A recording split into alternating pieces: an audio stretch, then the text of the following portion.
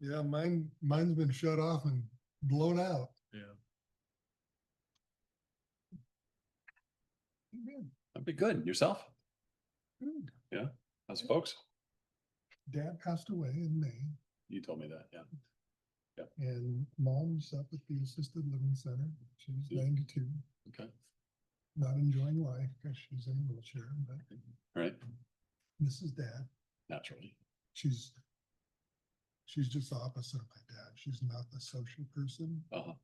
And so she just sits in the room, Yeah. watches TV and does crossword puzzles. And By herself all day, every day. She's still lucid. Mhm. Yeah. That's good. Yeah. That's something. I mean, still got it. I hope if I make it to 92, I am as lucid as she is. I'm not sure that's going to happen. But Never know. never know. That was good to be in. Yeah. So, That goes on for the rest of us, doesn't it? Do the best you can. it's better than the other option. At least that's my opinion right now. That may change as I get older.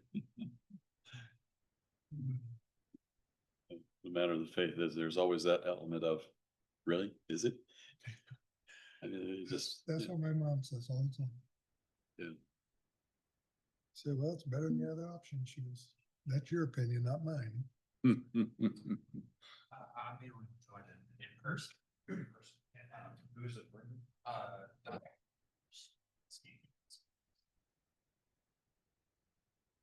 Tried to get her out, participate, but Didn't want to go anywhere or do anything. every once in a while I can get her to go out to dinner. Yeah. Or lunch. But other than that, it's what do you do? You take me home. Hey, Susan, if you want to update this, I have so little to look. my forward to. contact information, Uh, my work phone is not 2308 anymore.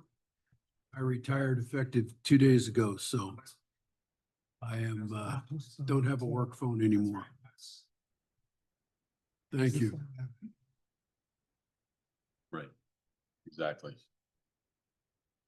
Because I have to go up every morning and make her bed, wipe out her CPAP machine, put water in there, put her compression socks on. Yep. And the days I work, I have to head off to work and I'll come back and visit and Do it all over again tomorrow. watch game shows with her for a while or westerns. Yeah.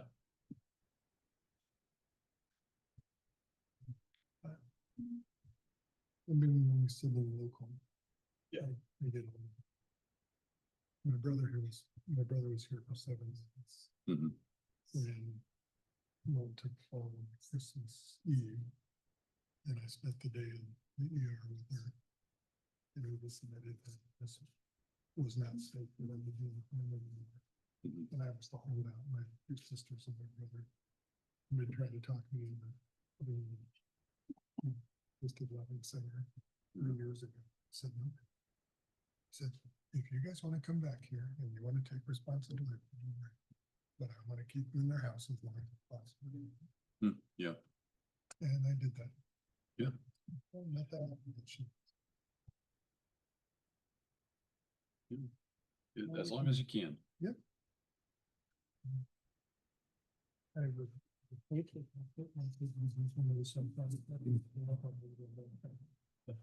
My daughter just keeps saying, yeah. I'll find you the best nursing home I can.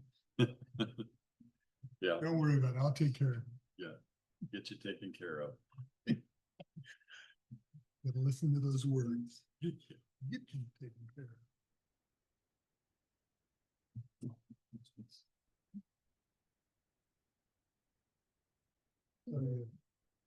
Call the courts, huh? I did. I'd let young people with better ideas than mine get in there and do their thing. Yeah, I was supposed to retire 2 years ago. And prosecuting out at every time. So semi-retired? You do that every day? Not every. We have 4 regular dockets on them. Files 2 days a week. We record every last day. So it's not. I have a public defender right now that probably. This is a bunch of business for free. This makes me have to do it. I have 9 trials set for the 20th of November. 8 of them.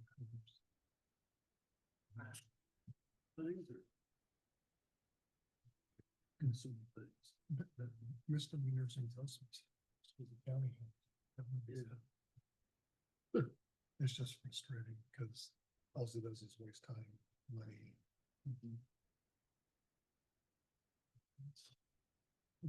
People.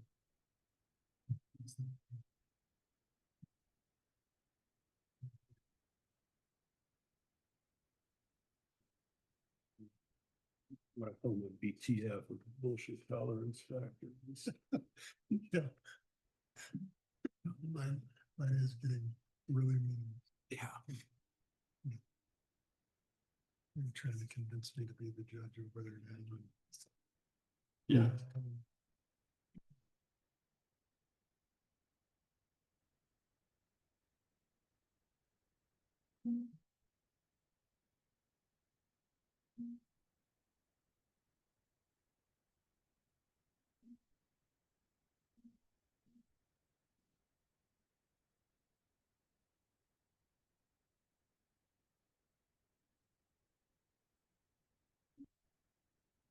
Sue, have you heard from Ron or Sean?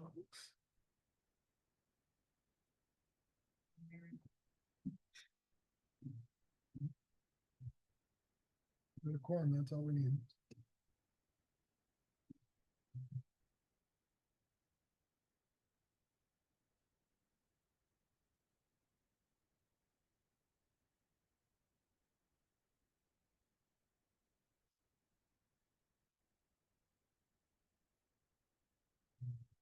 There he is.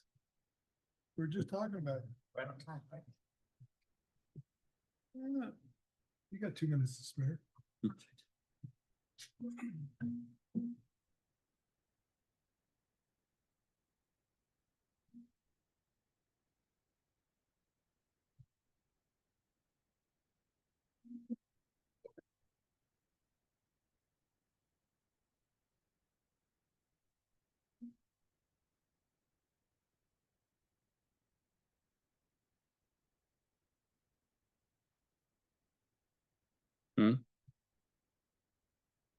Odds are pretty good. But Make sure.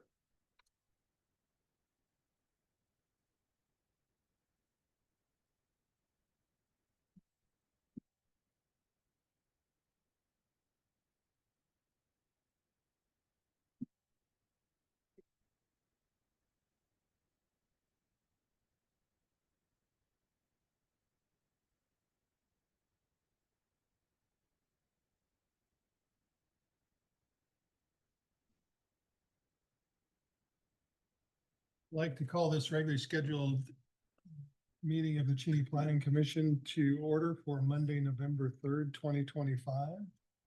Appreciate you all being here. We will first, I'd like to have Tom introduce himself. Probably everybody knows him well, but as is our custom here, we ask members of the commission to introduce themselves at their first meeting. Very good. My name is Tom Jarms, for any who may not know me. My family has lived here since 1972. My parents bought the hardware store then, and my wife and I bought them out in 1999, so we've been around a while. Thank you. Mhm.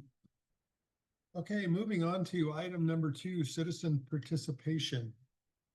Anyone in the audience that wants to participate at this point in the program? If there's something you want to raise with one of our items on the agenda, we'd ask that you please wait until that time. So we can keep some continuity.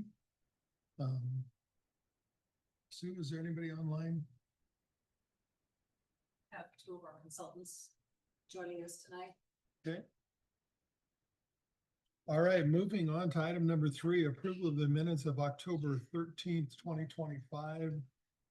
Regular board meeting. Everybody had a chance to review those. Yes. Any questions or concerns or changes? If not, do I hear a motion? Make a motion. Second, It's been moved and seconded that we approve the minutes of the October 13th, 2025 regular commission meeting. Any further discussion? All in favor, say aye. Aye. I, Any opposed? Any abstentions? Moving on to item number 4, discussion item 2025-05 comprehensive plan update. So the update is we did last time, if you recall, Nexus did this presentation, and some of you were here and some of you were absent. I made a copy of this, and what was missing that we didn't have in front of you is the worksheet that we are asking for. You don't have to do it tonight, but if you please fill it out and get it back to us, it would help us to that end. As far as an update, I attended the West Plains. There was a West Plains meeting on the comprehensive plan, and we had a really good discussion on trying to kind of work with our teams as the West Plains grow. So hopefully we will have more interaction, that being with Airway Heights and Medical Lake. There have been some discussions of land quantity analysis and everything within the city of Cheney, but there also are probably some concerns as affordability goes in on building inside the city, whether we would have the opportunity to, kind of move beyond our city limit lines for more affordability. So give you an example, if we have infrastructure at the city limit lines, then it's probably more cost effective to look out there for either housing needs. Beyond that, that is where we want to start possibly just writing in our policy in the comprehensive plan, that those statements to that end. So that's kind of the update and where we're at now. Like I say, this will be in my short presentation, but just to kind of come back, and then we will start next year or December, and then start next year is taking a look at all of the elements within the comprehensive plan as we move forward, whether it be transportation, all that. So, Todd, where are our current infrastructure end right now? I will give you a map this next go around. We do have several locations, mostly in the north section. Mostly in the north section. There's some out to the southwest, but there again, we're kind of in some critical ag areas, to that end. So we have to kind of look at Spokane County and how that is defined. And then we do have some, pretty much all to the north as we kind of wrap around. So I will, what I can do is I can bring you a map showing kind of those locations of where our streets and infrastructure ends. Appreciate that. Thank you. Any further update on item number 4? No, not that I'm aware of. Just you got your homework with you, or if you have any questions on any of that, feel free to. Moving on to item number 5. Discussion item 2025-06, climate change and resiliency goals and policies. Yes, I have a gentleman behind me, and I'm going to have him just kind of step up and introduce him. This is Graham from Spokane County. We're going to probably have a consultant on board and share the screen for the presentation, and he's going to guide us through the climate element discussion with Spokane County. As you recall, we didn't have that in our own plan. We gave that element to the county since we are pretty much discussing the same items that we would be looking at in our region. So with that, I will introduce Graham. This is the same one that you sent us earlier, Susan. Thank you. Welcome, Graham. My name is Graham Zikowitz. I'm an associate planner with Spokane County Long Range Planning Department, and I'm kind of the county representative for the climate change and resiliency element. The been facilitating a lot of the work that's been done on the county end, with that element. So just a little, just super brief background, our consultant will also go over this presentation. Climate element, it's a newly required element for comprehensive plans, those of us who are doing our update for 2026. And the legislature gave us money to do that, right? Yes, so the Department of Commerce gave us grants, and several communities, including Cheney, partnered with the county on this grant, so that the climate work could be done for several different communities at once. And so for the past year or so, we've been doing a lot of data gathering for both Spokane County and for the communities that have partnered with us on that grant. With that, as a result, we have some products for you guys to review, provide feedback on. Going forward, those include the climate vulnerability assessment, which will include some information on the climate hazards that Cheney faces, as well as some draft rules and policies for your review, feedback, discussion.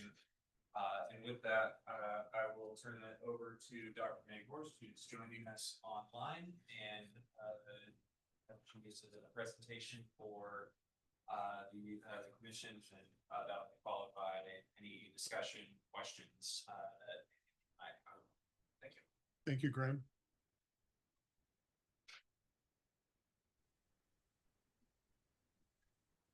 Hi, so it was a little hard for me to hear Graham, but I think he was passing it to me. Yes, he is. Oh, great. And question, you all, should I share screen off of my computer? Yeah, if you can, go right ahead. Okay, will do, yes. And then let me know, do you see that now, everybody? Yes. Great. Well, hi, thanks, Graham, for the introduction. And hi, folks, my name's Meg Horst, and I'm with Cascadia Consulting, and we are supporting the county in its work to develop a climate element. And as Graham described, that relationship with the county also means we're helping 8 partner towns by doing some background analysis and also bringing you a draft climate element for your discussion. Since I listened in a little bit on the business before this, I suspect we're coming to you with this draft climate element before you've made it really far into the rest of your comp plan. But I think that's actually a good thing because this is a new element.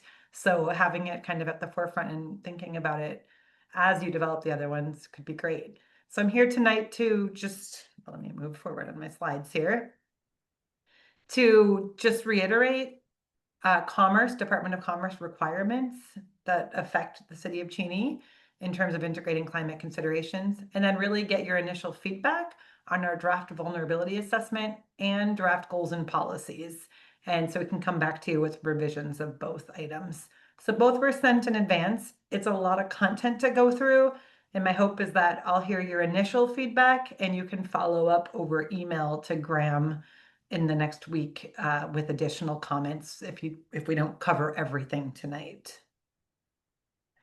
So this may be a review for many of you, but I think it's worth making sure we're on the same page.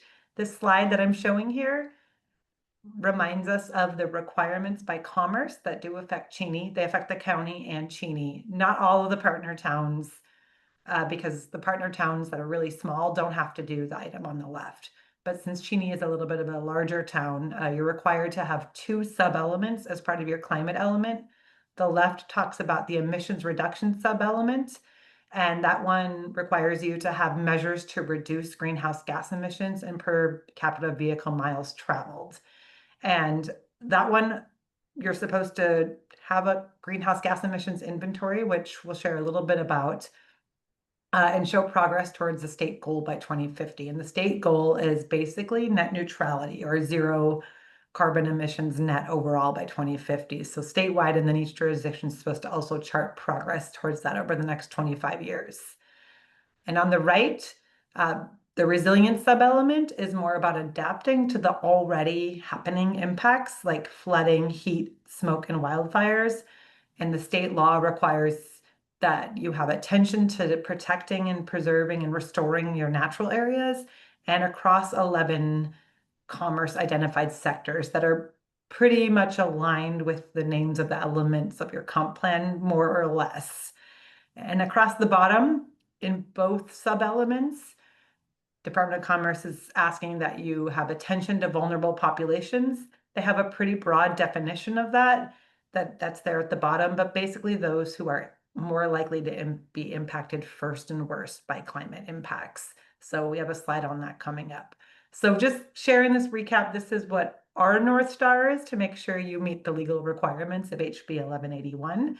And so you'll see us kind of referring to this throughout.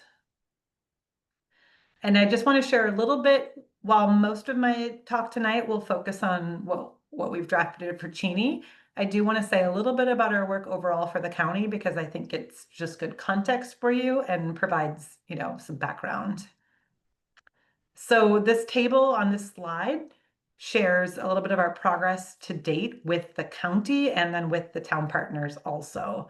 And so a lot of this does apply to Cheney, and it applies to the county project more broadly. So at the county level, we completed a policy audit looking at their existing comp plan and other plans. We also have done a similar thing for Cheney. And that helped us understand the existing policies that could be built upon and where gaps were. We also completed a county level vulnerability assessment that we're about to circulate through that's taken multiple iterations with the Climate Policy Technical Advisory Committee and lots of kind of mapping and spatial analysis and talking to key stakeholders. And then we've circulated for your review tonight a fact sheet for Cheney, which is like a mini vulnerability assessment. Much of the county's vulnerability assessment applies to Cheney, but in the fact sheet we've circulated, we look more closely at your city. We have also created fact sheets for the other 7 jurisdictions highlighted on the map. Not the city of Spokane, that one's just on there for geographic kind of location, but for the other towns like Deer Park, Millwood, etc. We completed a countywide emissions inventory. It is countywide, and we suspect that most of the findings are also true for Cheney, just because they tend to be pretty true across the state for towns and jurisdictions of various sizes, or at least the main patterns and trends. In terms of engagement, as I mentioned, and Graham has been facilitating a climate policy technical advisory board that has 15 to 20 members attending monthly meetings and weighing in on all of these items and providing their perspective. And they come from partner jurisdictions, tribes, departments at the county, environmental related nonprofits and organizations, universities, transit authority, organizations like that. So we've been attending those regularly. We also participated in county-wide workshops that were held in winter and spring, and then more recently, actually this fall, that weren't specifically about climate change. They were about the comp plan update and the environmental impact assessment more broadly, but we were there to hear from folks about their concerns about climate impacts and their ideas for action, and just to kind of get a temperature check from the public. And we did also release a survey countywide this past kind of late summer, early fall, and we've just completed the analysis, and I'll share that with you tonight. And that did include folks from Cheney did participate in the survey. And then the bottom mentions that this project also includes a relationship with partner towns, the 8 towns on the map there, and that we've had intro meetings, and my colleague Catherine, I think, attended that one with you all, and we're here to share the fact sheets and draft goals policies. So that's the broad overview, and let me just say a little bit more about the survey. So I'm just sharing a few highlights. If you're interested, I can circulate the full Word doc analysis. So these are just highlights. And these are county-wide highlights. I did before this meeting look at results by Cheney, and we have actually broken that out in our written Word doc, because as the largest partner town, we were interested in do respondents by Cheney differ. And I can't say that we don't have enough responses to comment on differences statistically or anything like that.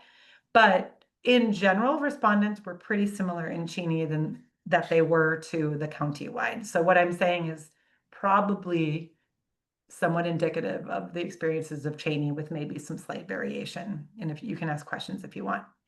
But as you can see, the top left bullet just mentions that respondents, the 450 respondents, a big percentage of them, 83%, expressed either moderate to extreme concern about wildfire and also high levels of concern for wildfire smoke, extreme heat events, drought, and changes in stream flow and water quality. We asked about people, what impacts they've already experienced from those climate impacts, and people commented about having changes to outdoor activities and events, having to stay indoors, having mental or emotional stress, physical health impacts, and disruption to utilities like energy and water. And then on the right, we asked folks, well, you know, as the county and as these towns are developing their new climate elements, what do you want to see prioritized? And folks, they could pick from a long list. So these numbers do add up. If you add the other ones into more than 100%, they could pick their top 3. And folks in the resilience sub-element wanted to protect and enhance natural areas, have affordable and reliable energy, and have strategies for emergency preparedness. And then under the greenhouse gas emission reduction side of the element, there was interest in transitioning to renewable energy sources, ensuring affordable housing near location, like commercial locations, and land use patterns that encourage compact development. So kind of broad priorities. And let me walk through a few more slides here. We also asked a couple open-ended questions, meaning where folks could type in their thoughts. And of the 450 responses or respondents, we got a lot of people taking the time to type in their thoughts. So I wanted to share a little bit of that because I think it tells a richer story than just the numbers. So again, you could read the whole report, but here I just pulled out some example comments.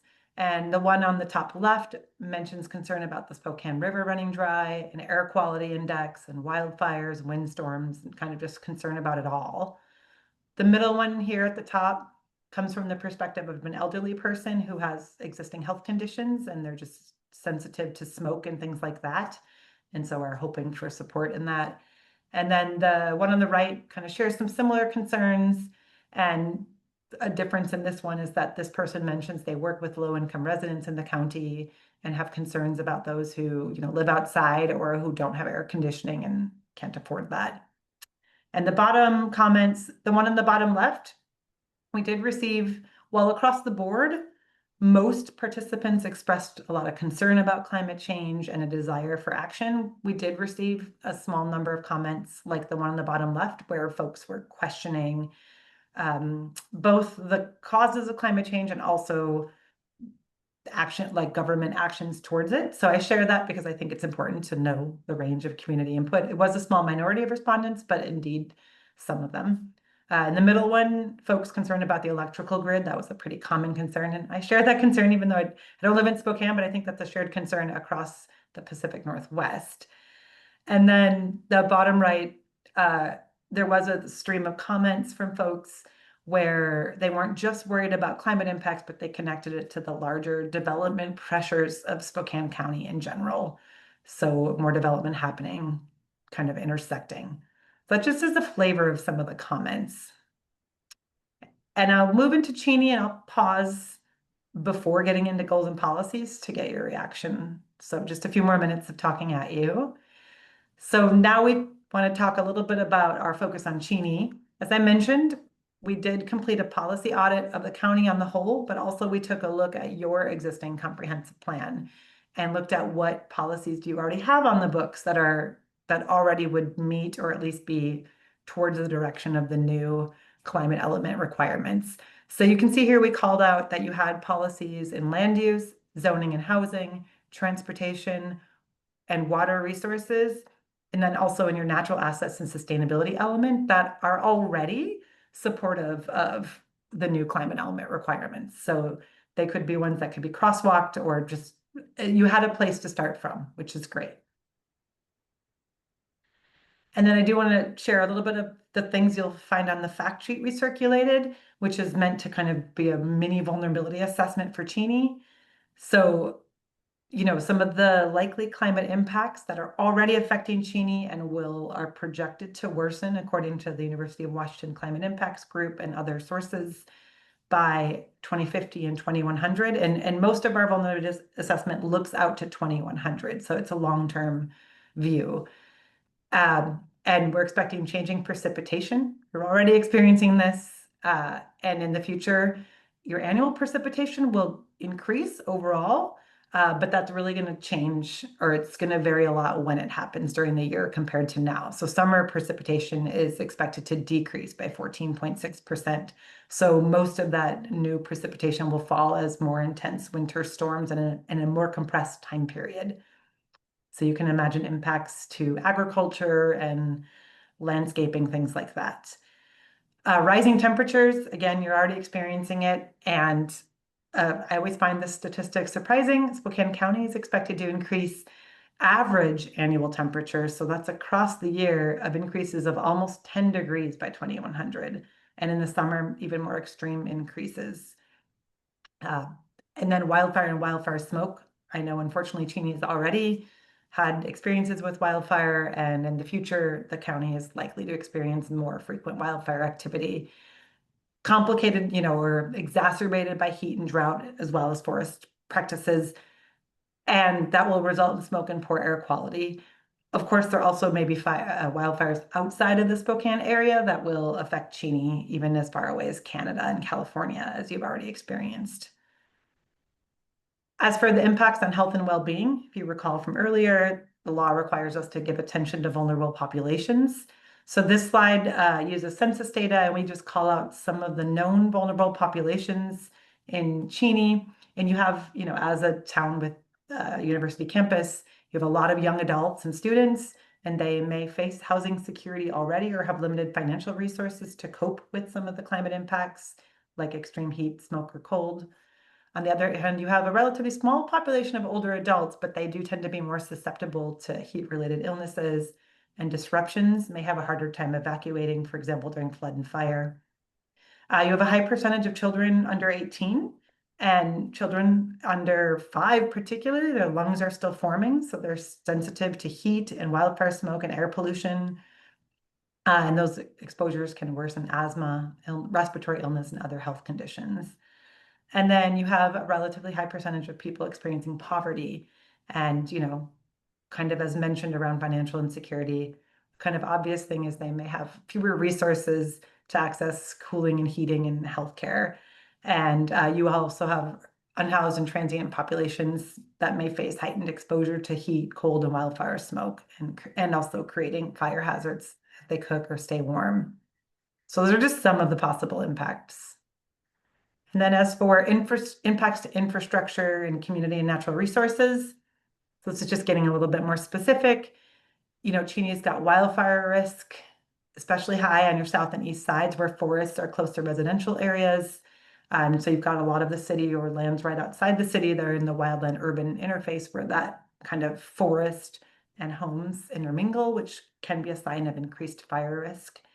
I know Cheney has experienced drifting snow with the wind patterns and snow patterns, and that can block roads and restrict access with more intense storms projected. You already have had a lot of extreme heat, and in the future that can affect critical facilities that have to use extra energy or that maybe don't have power failures during extreme heat events, things like that. And then you've already experienced some flooding that has damaged roads, homes, and fields. And, as winter precipitation events are expected to worsen, that could become more of a problem. So I'll just say one final thing before pausing and asking questions. In our vulnerability assessment, and in chatting with you all, we highlighted some possible resilience opportunities to pay attention to as we develop goals and policies. So these come from chatting with folks and using the data we talked about. So some of these are that you already have a city hall and high school that have been used as cooling and warming centers, and you have relied on emergency partners to deliver medication and relocate residents during severe snowstorm. So you have evidence that these relationships exist and they could be expanded upon to strengthen emergency response. Your water system, you have rely on wells, and the Spokane Aquifer is a strength in the region, but it is experiencing strain during peak summer use, and that is expected to also continue in the future. And so Cheney is already expanding wastewater reuse for irrigation, updated facilities coming online soon, and, you know, other water conservation efforts could help the city adapt to drought conditions. Wildfire preparedness, the city is already working with fire departments and homeowners on vegetation management and fire-resistant building practices. Those could be expanded also. And then transportation options. There already is Spokane Transit, and there's bus routes, bike paths, and local golf cart ordinances. So those could be built upon to enable folks low carbon transportation opportunities. And that's particularly in the greenhouse gas emissions element, but also as a low cost option for folks. So before I continue into sharing our draft goals and policies, I want to pause and ask if this resonates with you, if you think we missed anything important or mischaracterized anything that you would put differently. I can take high level comments now, and if you have lots of thoughts, again, you can email them later, but I'll pause and ask if there are reactions to what I just shared.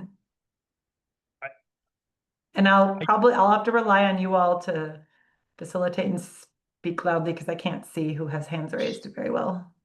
I just have one correction on that. The city wells draw from the Grand Ron and Wanapum basalt aquifers. Oh, yeah, thank you. And that's my only comment.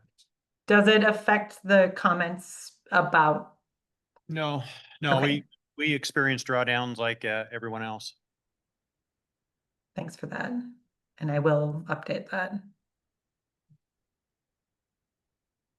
Any other questions?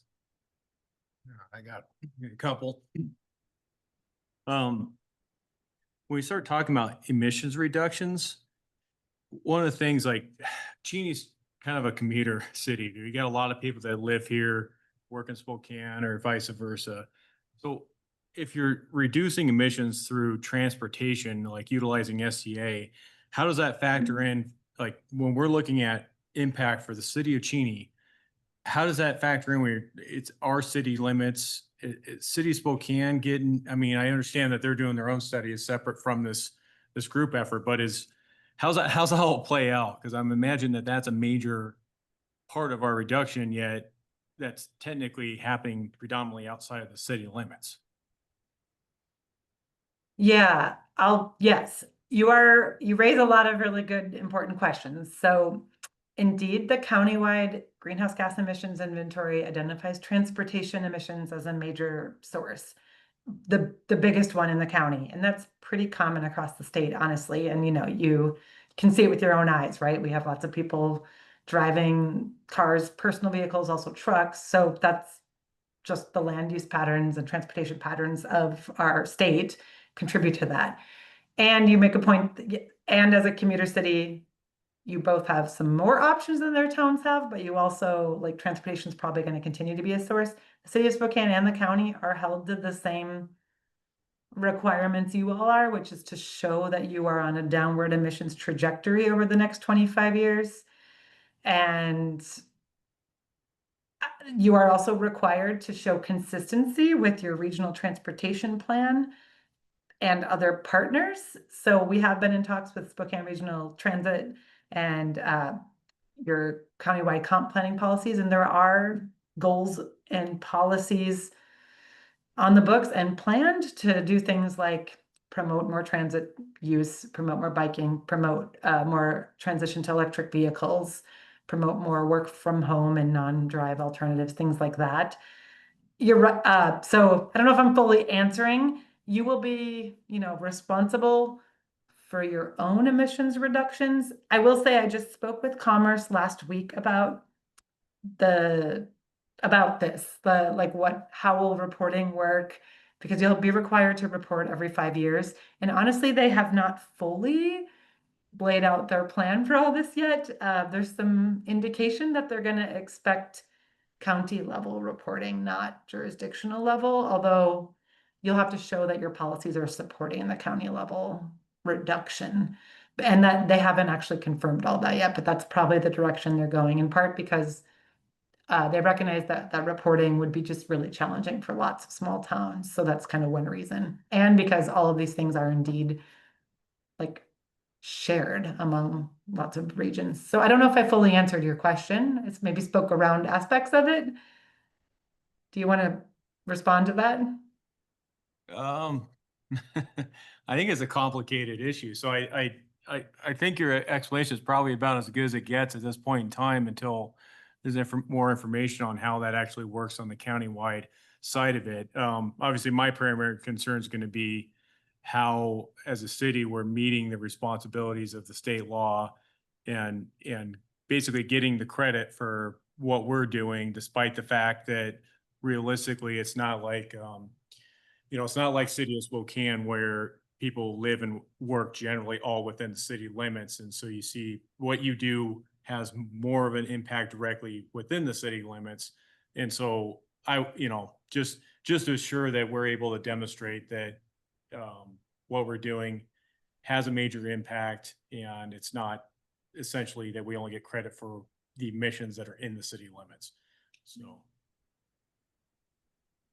thank you. Yeah, yes, It seems to me that since we have 2 or 3 bus routes that serve our city, we should be able to come up with some sort of allotment that is credited to us and not just to the city of Spokane. Shouldn't be too statistically difficult. If it comes to that, it'd be nice if you were, like you were saying, if we can just lump it all in at the larger county level, then we don't have to worry about it. yeah, and I don't think Commerce is going to necessarily have the most clear expectations laid out while we're developing these, because there's just, but I am in dialogue with SRTC, and I'll raise this issue in my next conversation with them because they'll probably be the ones reporting and tracking a lot of this data going forward. How do you measure the downward trend? Yeah.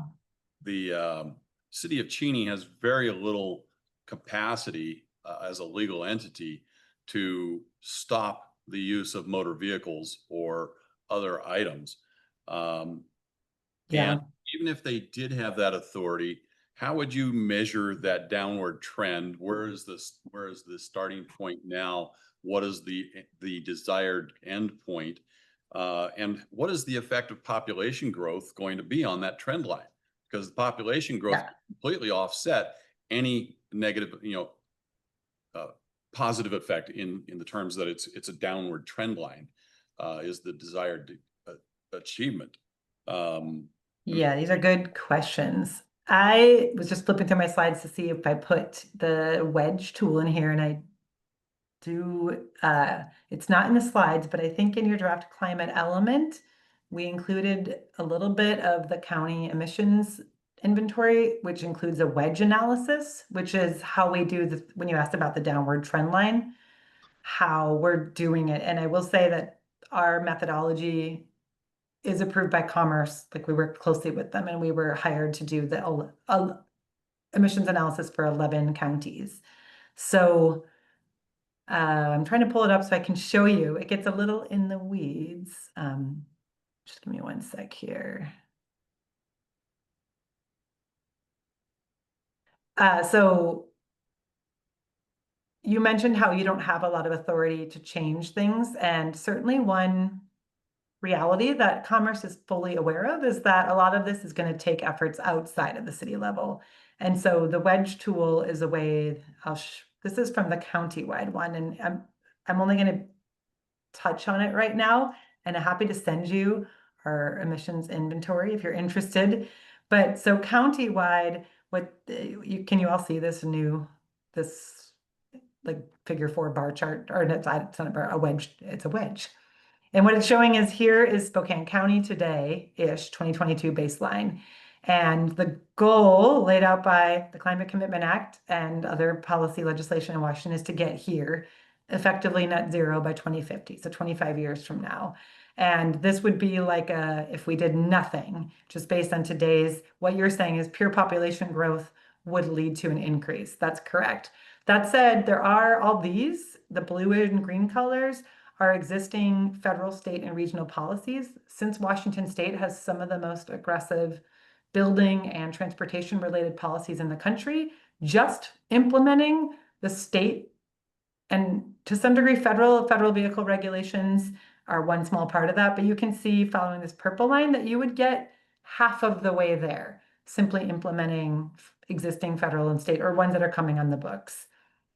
And so the expectation for you as a town would be that you address the remaining bit, which some is built environment, some is transportation, although the state legislation is predicted to cover a lot of it because of the transition to clean fuels and EVs and et cetera happening. You have a little bit of solid waste and land use, trying to get people to live closer.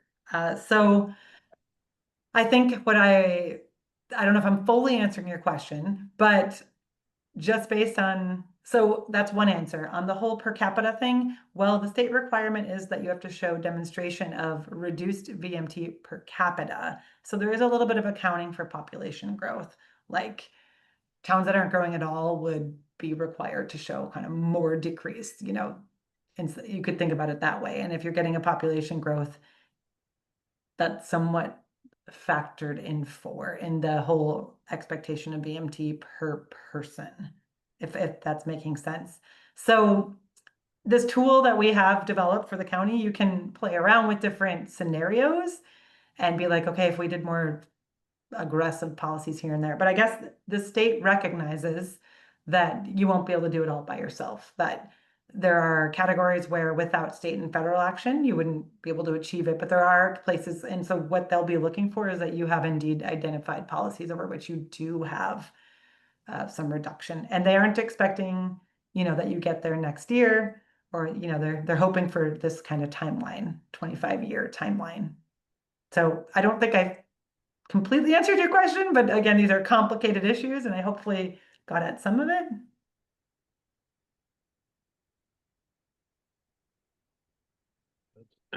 Sounds like if it's on a per capita basis, right, then Yeah. it kind of takes population growth out. It's like, that's the measurable, right? It's the Well- percentage of per capita. That's true. It does take the measurement, but per person takes, it balances a ratio, if you will. But it doesn't affect necessarily the overall growth in CO2, the overall amount of greenhouse gases being emitted. It allows for growth in those overall. And it's the overall number, in my opinion, if this was a valid subject, that would be important. It's not a per person number that's really going to make the change down the road. Right, in terms of meeting net zero too, that is It just just makes it net easier to zero. achieve Yeah. savings. So Do you will be required by law to achieve both, which is net zero and per capita reductions, and you wouldn't get there without achieving the VMT. But as for your question of how do we both grow, I mean, I think what the dream is that you grow in a way that doesn't have fossil fuel emissions associated with it, that, you know, it's green building construction and decarbonized transportation options.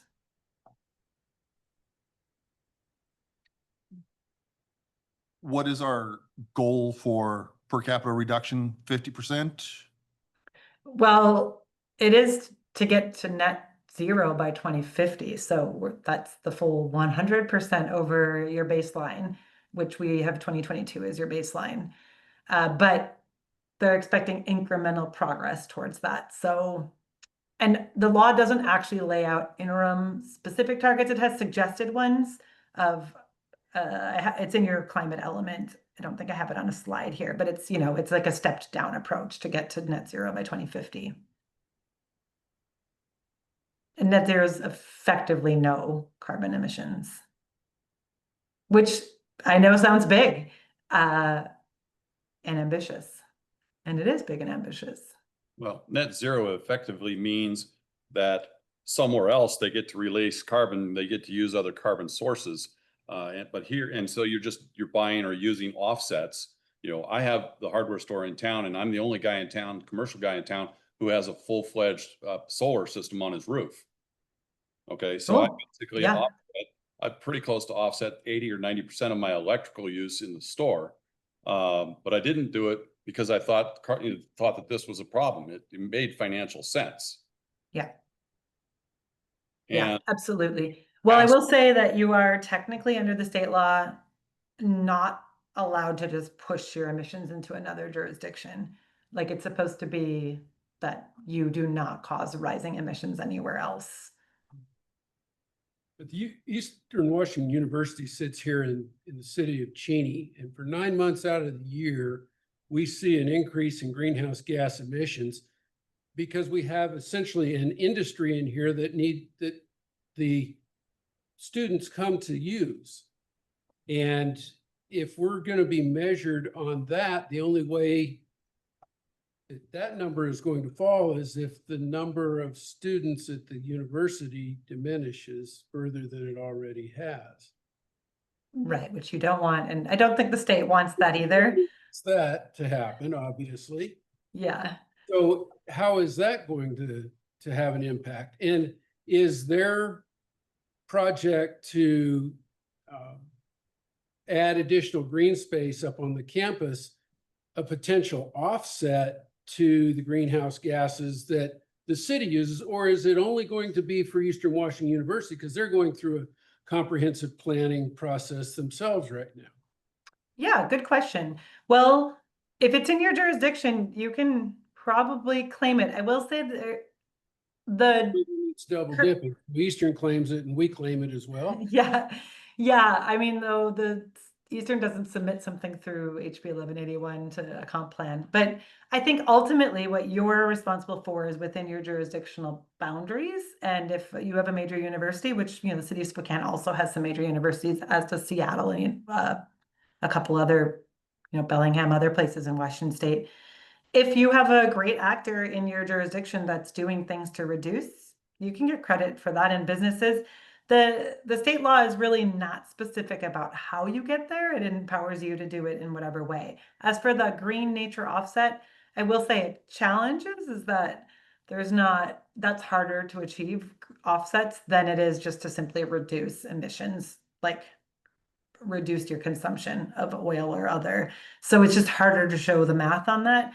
You are under the resilience sub-element supposed to protect and restore natural areas. So that would certainly get you credit under the resilience sub-element. Why don't I, just for time's sake, because I think I'm here till 7, preview the goals and policies, because I think that'll give a sense of direction. And I can also write an email to respond to some of these questions that I'm capturing and maybe better answer the questions about timeline goals and I will say, I spoke to commerce staff just the other day, and you're not going to get penalized. They don't want you to lose population or lose students. It's really just meant to be, we want to see that you're trying as a city, based on the kind of city you are, to get, businesses, employers, residents, everybody moving in the direction of less fossil fuels. So they don't want you to get there by like losing population. Like that's not an ideal situation for the state. So I'm confident about that. So it's more showing, okay, here's our reality and our context, and here's how we will attempt to start achieving this. I know. So goals and policies that we're suggesting to you, and it is fully up to you all to give me lots of feedback verbally tonight. We probably won't have time for you to give me lots and lots of detailed feedback, but you can sit with it and send me an email. You can collaborate and send me a group document or email, or you can send me individual ones via Graham, his email address. And how we got to these is we looked at your policy audit memo. These do track the county-wide draft goals and policies we're suggesting, but they're not the exact same because you're very different than the county. The county has like a lot of farmland, for example, and a lot of different kinds of communities. And so while there's some parallels among your draft element, it is not the exact same as the county. And it's different than the other 7 towns too, because you're bigger than most of them and you are more of a commuter city, for example, compared to Spangle, which is much tinier also. So anyway, we looked at your policy audit. We also Department of Commerce has a draft or a menu of measures on the internet that you can look at, that they said, oh, here's some example goals and policies. So we borrowed from those. We looked at Spokane county-wide planning policies, which are pretty high level, and then used the climate vulnerability assessment and greenhouse gas inventory that I shared. Or that I referenced. I will note the greenhouse gas emissions inventory for the county says that transportation and buildings are the largest sources of greenhouse gas emissions. That is pretty typical across all jurisdictions in the state, so it's not unusual. The other sources include waste and like facilities like that, agricultural, but that's hard to measure. So, and tree cover loss are some of the other big ones. At the countywide, there's also the county fleet. You also would have your own kind of facilities and fleet. So things like that, those are much smaller percentages. We were required under state law to look at co-benefits and equity implications. So the ones we suggest have a higher score in that, and then your feedback. So I'll start with greenhouse gas emissions, and I'll just zoom through these quickly. I'm not going to read them all aloud because you hopefully have them in front of you and will need to sit with them, but just to give you a flavor of all of them. But the greenhouse gas emissions reduction, as a reminder, the requirements are that you reduce emissions both total and per capita by 95%. So it's not fully 100%, but effectively it's pretty close to that. You're supposed to have strategies that address transportation and buildings and energy and zoning and development. So that land use and transportation related stuff, and reduce vehicle miles traveled, which is one of the harder ones, although you all have a head start on it with bus lines. So we offered 5 goals. They're here, where goal 1 is around transportation. Goal 2 is around affordable building energy efficiency, weatherization, electrification, things like that. Goal 3 is land use related. So about increasing housing supply in existing, walkable, bikeable, busable areas. Goal 4 is about sustainable agriculture and conserving rural and sensitive lands. And goal 5 is about waste, reducing waste and encouraging composting and recycling, because that is a small percentage of your.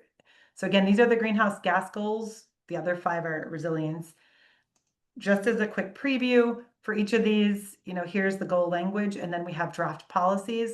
Most of these are adapted somewhere from the menu of measures, and they do track with the county-wide ones. And you can see, though, that they are tailored. So they have, your specific partner, Spokane Regional Transportation Council down here. This one, CE 1.5, is about supporting the county's efforts to electrical vehicle transition by integrating zero emission alternatives for light duty and eligible heavy duty vehicles within Cheney's fleet, and supporting and encouraging Eastern Washington in advancing its fleet. So you obviously can't control them, but you can support and encourage and partner with them. So there's a whole range of policies under this transportation related goal. Building goal, we have 5 here. And then I'll just call out kind of one for each one. And so CE 2.2, we have established incentives for homeowners and developers who prioritize energy efficiency. Goal 3 is about land uses, just 2 here, and they are about encouraging new development in already developed areas, which tracks with the Growth Management Act overall, but a little bit more specific about its aims to reduce GHG emissions. Goal 4 is about agriculture, and it's about encouraging land managers and farmers to participate in good practices, things like that. And then goal 5 is about waste and recycling and composting. So it's about promoting and encouraging those programs. I'll just quick move through the resilience ones as well. So your resilience requirements are different than the GHG ones. I mentioned these earlier. They are to address natural hazards that are created or aggravated by climate change. Not sea level rise in your case, that's only for the other part of the state. Landslides, flooding, drought, and not so much landslides where you are either, but some of these other ones. Identify, protect, and enhance natural areas. And then this other one is enhancing community resilience. So social, economic, and built environment factors. So this is attention to vulnerable communities. I will note the resilience sub-element doesn't have a target the way that greenhouse gas one has the 95% by 2050 reduction. The resilience one doesn't have an associated target of like tree canopy cover. And I think it's just difficult to imagine one that would apply statewide. So it gives you a bit more freedom, and there's no like reporting built in on this. So you're more just supposed to show that you have indeed policies on the books that do these things. So we again have 5 goals. And just to give an overview, goal 6 is about having infrastructure be climate resilient through its construction and design. So for example, roads where there's a flooding impact to have some flood mitigation measures, or housing have wildfire mitigation measures, sort of things like that. 7 is coordinating public health and emergency management by being aware of climate considerations. So wildfire, for example, and having effective strategies to help people. Goal 8 is supporting the viability of agriculture, working lands, including forest and ecosystems, as they have to adapt to a changing climate. Goal 9 is restoring and expanding ecosystems like forest, rivers, floodplains. And goal 10 is about educating and informing the public so they can actively participate in reducing risks as well. So each of these also has draft policies for you to consider that relate. So the first one about infrastructure, has about building and development standards that are thoughtful to, for example, wildfire risk.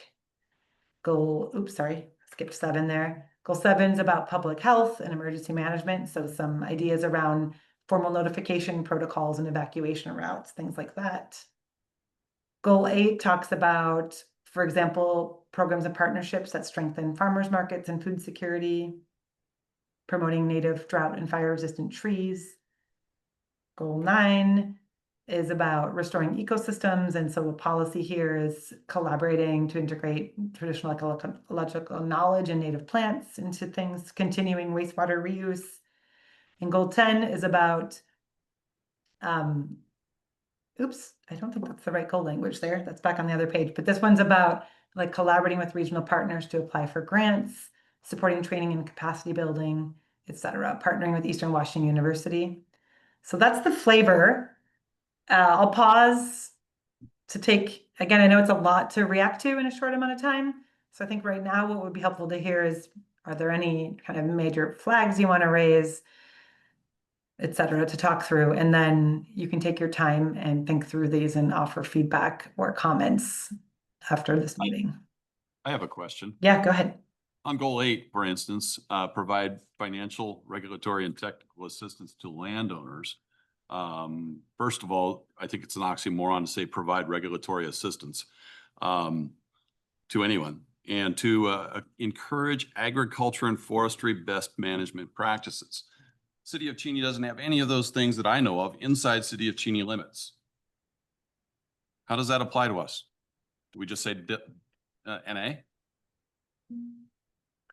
Yeah, I mean, well, on the one hand, while you may not have large scale agriculture and forest, there may be smaller scale things happening. So you could consider those. We also can say, if you really just don't see this applying, I will say on the regulatory, it does sound funny, but the idea is to help people meet regulations is the intent here, to provide regulatory assistance. I do hear you that it sounds kind of funny, but if you think that really none of this applies at all, we can strike it.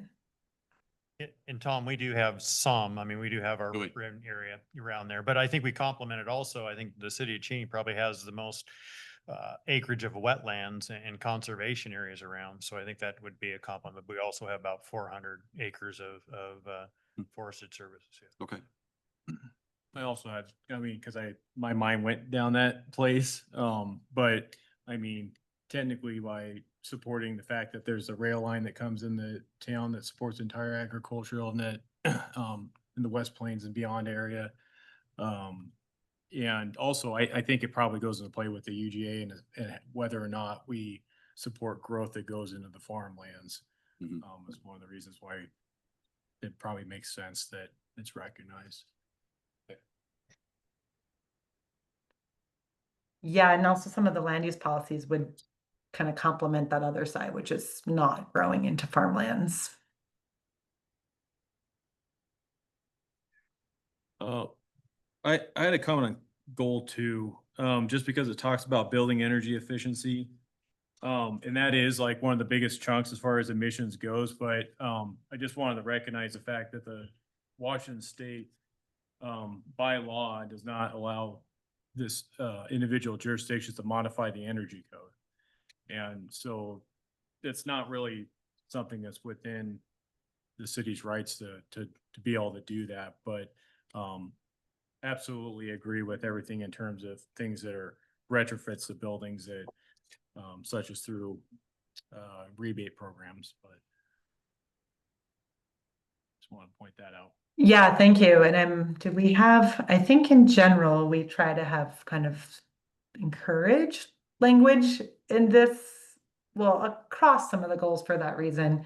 But probably the only one that has like require is this one, and it's intended to be around city buildings, which you have authority over saying, oh yeah, if this is our money, we want to do it to a higher standard.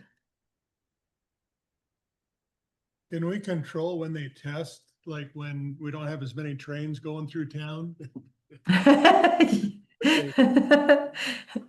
I don't know. I know we have 60 trains going through town and they probably produce half of the emissions that we have within the city limits. Yeah, you know, I'll get back to you on how that's exactly accounted for in your emissions inventory. And we don't, yeah, but yeah, Just some to keep go in ahead. mind. I mean, I look at everything and I think that, and this is gonna sound horrible. I think Olympia is out of touch. I think the west side totally is out of touch with what kind of happens over here on the east side. And frankly, I don't think they care what happens on the east side. So they come up with these grand plans, you know, without considering the entirety of the state. And that's frustrating because they dictate things that really aren't very accomplishable for us as a community, because we don't have the financial resources with big business and you know, all of the tax dollars that come in through industrial stuff to be able to do some of the things that, you know, they think helps reduce some of the greenhouse gases. And I'm not, by saying this, I'm not saying that we don't need to do that. I don't want to get into a climate change, you know, argument. But I just wonder, you know, the things that come down, oftentimes they don't, they're making a grand policy that is very difficult for smaller cities that have, you know, less of a financial structure and tax base to be able to, you know, accomplish those kinds of things. So hopefully there'll be a little adjusting in the process as we go along. Because frankly, I think it's just like a lot of our policies that come out of Olympia, it frankly is not well thought out. We implement it and then we try to figure out how to accomplish it, which is a little backwards in my opinion, but hopefully there's going to be adjustments along the way to try to accomplish these goals from Commerce's point of view. Yeah, I hear you. And I work with a fair number of small jurisdictions in Eastern Washington who share a similar concern that like these big lofty goals, we don't have the resources to do it. So both, I just acknowledge that. I will say many jurisdictions for that reason choose to just pay a lot of attention to the verbs they're using and like having realistic verbs, promote or support or collaborate, because those are perhaps doable, whereas other ones might not be. As for like I do think at least the people at Department of Commerce are pretty aware of what you raise. And even on the west side, lots of places also raise some of the same concerns, even if they have a somewhat bigger tax base. They also don't see these as like easy to accomplish. So it's a shared concern, although maybe I get that it's probably more of a concern in Eastern Washington. They do have a 25-year on-ramp or off-ramp, so that's one of the ways I think that the state's trying to be flexible. And I think the idea with the 5-year reporting is they'll get a sense of like where is this headed in 5 years across the state and adapt. And I think they understand that they are on the hook to support towns and jurisdictions in doing this. So some of the funding for the planning is coming from the Climate Commitment Act, and hopefully there's a request in the funding in the budget office right now, OFM, that the next round of funding will be available for implementation of stuff. So for example, Cheney could say, oh, we're going to electrify our fleet, or run an incentive program for houses, and there would be some funding available to apply for to do that. That's not a promise, it's a hope at the moment. And then the federal and state context are, evolving a lot. So hard to say what's going to happen 2, 4, 5, 10, 20 years down the line. We'll need those levels to be supporting small towns if it's going to happen, just realistically. So I'm not offering an easy answer on that, but I do think there's some awareness of all that, at least at the Department of Commerce staff level. Well, thank you. We appreciate everything that you provided to us. Certainly, it's a lot of food for thought, and we will try to do our best to give you feedback. Thank you. Yeah, and I did take notes of some of the questions raised about the greenhouse gas emissions inventory, about trains. I've got other about following through on some of the specific questions. So I'll send a follow-up email to Graham tomorrow and he can forward it along. And then I'll happily take your comments and offer a revised version of this. And ultimately it'll be up for you to decide if you want to adopt this as is, or, you can continue to revise it. But I'm here to help you at least meet the state requirements. So thanks for having me, everybody. And thanks for the good conversation. Thank you. Any Thanks, Graham. Yeah, absolutely. Any questions or concerns that you guys have, just either send them to Susan or Todd and Susan, and then can forward them to me, and I can get them to May. Make sure that you guys' questions and concerns are reflected in later drafts and documents. And it's not that I'm trying to pile on Susan. I just know from trying to contact people that she seems to be a little more accessible on the telephone than Todd these days. So it might be more expeditious, although I know her plate is plentiful, as I said on another board with Susan. And so I appreciate that. I'm not trying to add to your load, Susan. Okay, thank you, Graham. Good. Thank you. Have a good night, everybody. You as well. So moving on to item number 5, commissioner reports. And Tom, this is an opportunity for us as commissioners to be able to say what we see. It could be kudos, it could be, things that we would like to see brought forward to the commission as far as reports on different avenues.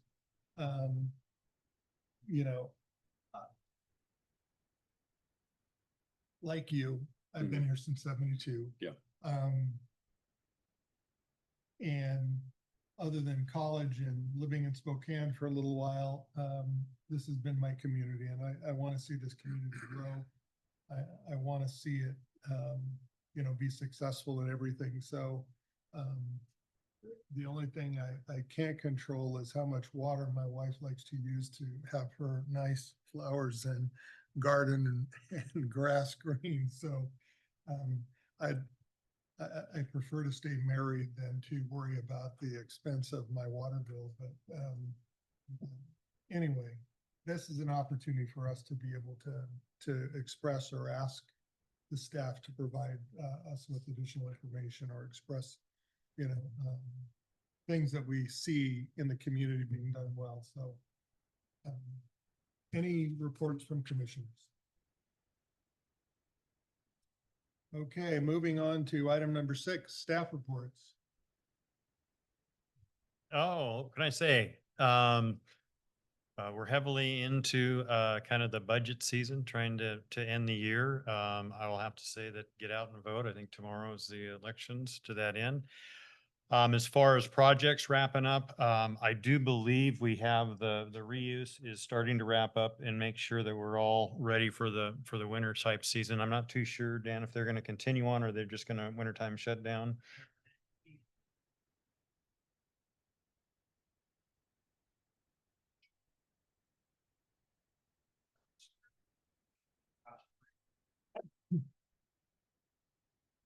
As far, yeah, and as far as transportations, we're probably about 60+% on the, what they call the Elm Street Phase 2, which is the Elm Street from North 6 down to North 2nd. And then also probably about 30 or 40% on the design of the roundabout at Betts and 904. Our projection is to go out to add early next year, probably around that February, March timeline, and pull those two projects together. We do have a project that was already awarded from SRTC for Salnave from Presley, and we tried to work as far as we could down to about Lincoln. We do have another, we're going to match TIB grants with that to try to get us all the way down to First Street. We should know probably within the next week or so whether we have that grant. If that grant goes through, we'll have a pretty much a full funded project from Presley all the way down to 904. But that project will not be funded until 2027 based on the funding. We're asking for 2027. So. But why did we fill the pool back up? My wife and I walk by that all the time. Yeah, I mean, there's some theories behind it. We have the contractor is to operate the pool through startup of next year because they started up and then they're going to run through the whole thing. It was basically keeping the full pool full for equalizing out the water to that end. As far as that, even though we do have some protections there, it's mostly recommended to keep that pool full. To that end. So I don't know all the specifics. I would just have to defer to Dan Curley to that end. But if that's a recommendation from the pool contractor and the pool designer, that's what we'll be Pool taking a stays look at. full all winter long, covered and kept heated, obviously.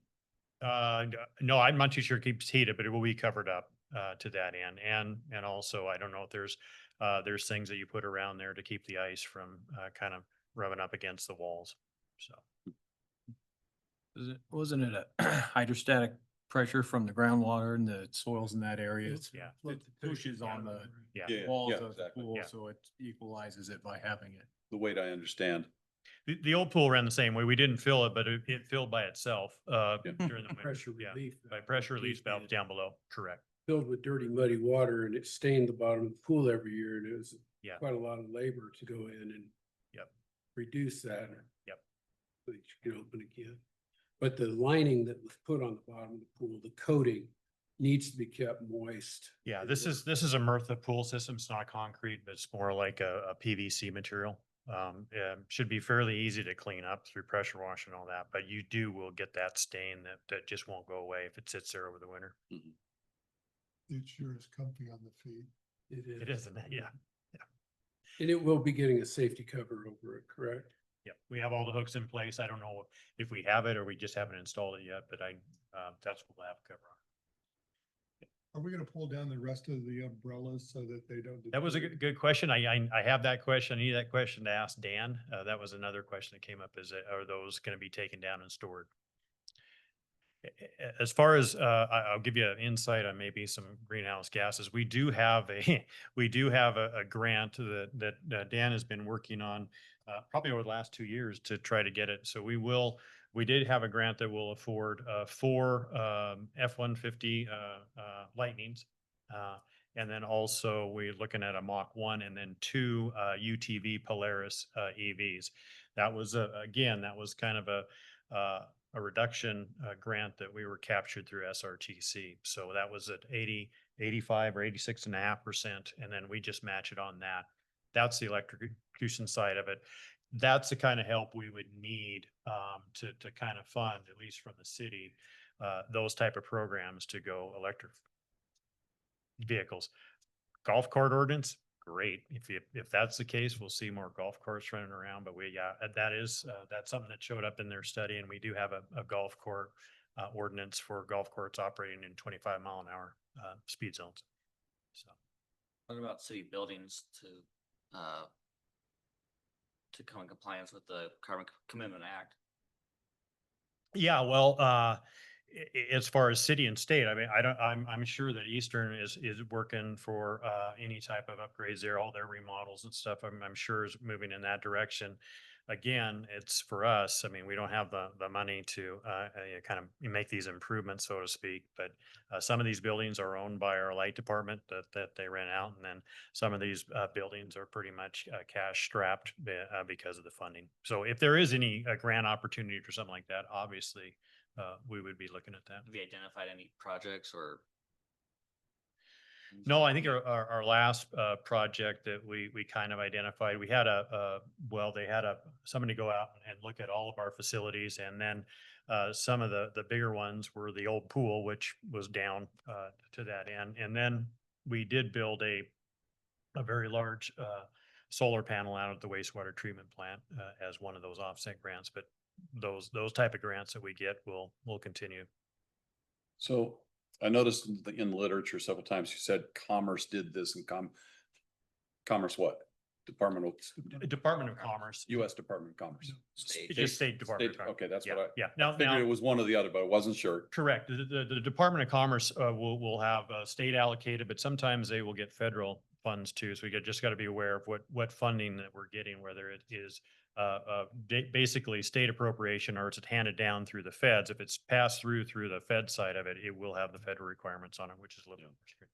So, and one of the reasons why I followed with that, and the fact that you mentioned that Dan was working on some other grants, one of the financial factors that allowed me to put that solar powered system on my roof, I was at with just the tax ramifications, I was at about a 7 or 8% ROI to make that happen. But there was a federal tax credit, a federal grant available that was worth $65,000 based on the value of my project. So it pushed, receiving the $65,000 offset, because I paid $265 for the system. So it's offset a lot of that, and it really put me in an ROI of 17 to 18%. And I'm betting that very few businesses in the city of Cheney are aware that that program existed, if it still exists. But it would behoove, if we've got to go in this direction, if that money is out there, it would behoove the department to make that more knowledge. Yeah, I mean, better known. More knowledge, and then also what you're saying is maybe capturing some of that through our conservation programs, whether it's water or electrical or anything like that, to put more emphasis on that type of development. Yep. Mm-hmm. The other thing that keeps me from doing more is there's a 100,000 kW limit, and apparently it is the city council level authority to change that, to raise that number. And since I was the only guy who's done it so far, a lot of businesses are bigger than mine.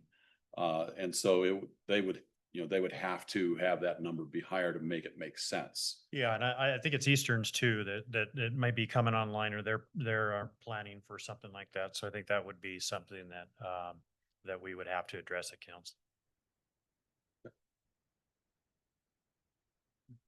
Any other reports? Not that I can think of. Okay, Thank you. hearing none, we stand adjourned. Thank you, everyone. Appreciate your input and your questions.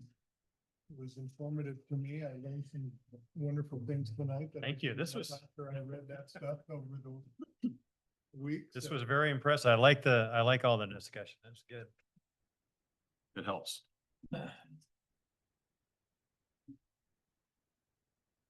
Oh, and remember, make sure you get these done and get them back. Yeah.